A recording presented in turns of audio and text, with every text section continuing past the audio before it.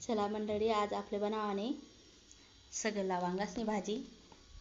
देखा त्यासाठी अर्धी वाटी शेंगदाणा, काही थोडंसं वल्ल खोबरं, थोडासा लसूण, थोडासा कढीपत्ता आणि थोडीशी वरतून टाकाले कोथिंबीर कापेले मी. आणि 2 पाण्यात गई मस्त वांगा धुई काढात.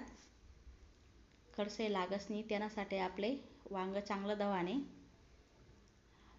2 पाण्यात गई मस्त नमकनं पाणी टाके साफ कराने. तोपर्यंत आपले अर्धी वाटी शेंगदाणा तर त्या भुंजाले टाकानेत आपले त्या चांगला भुंजी लेवानेत.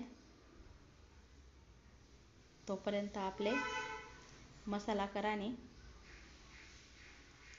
तर एक मिक्सरनं भांडं लिहिलं त्यानं मा थोडीशी हिरवी कोथिंबीर, एक हिरवी मिरची, थोडासा लसूण आणि थोडासा कढीपत्ता, सगळं साहित्य आपल्या त्यांना मा दयाने त्यांना माते आपले थोडीशी अर्धी चमची हळद आणि 1 चमचा गरम मसाला, अर्धी चमची मिरची पावडर.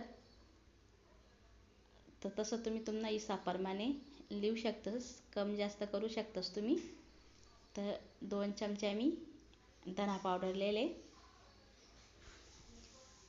तर सगळं आपले ते एकत्र दयाने थोडंसं जिरं टाक मी. तर सगळं एकत्र करानं शेंगदाणा, खोबरं ते पण भुंजी लेवाने आपले. थोडंसं अद्रकनं खांड टाक मी त्यांना मा.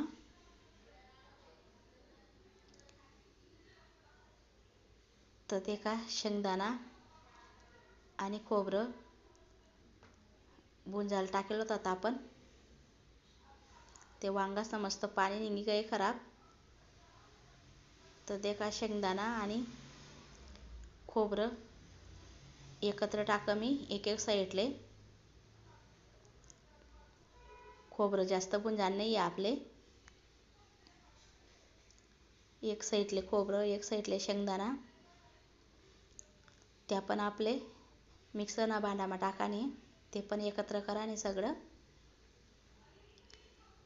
आणि त्यांना मा 1-2 कप पाणी टाकाने आपले लवकर दयावस्थेसाठी. तर थोडं मिक्सर मा फिरायली द.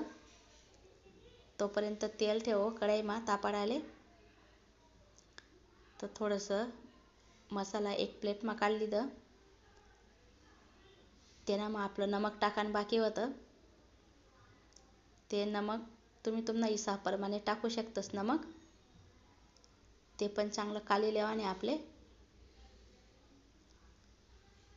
आणि मस्त धवाल ठेल होतात त्या वांगास मा थोडं थोडं मस्त भरीसन आपले तेल ठेल होतं तापाडाले. त्यांना मा आपले भरीसन त्या वांगा ठेवांच्यात असते ना मा.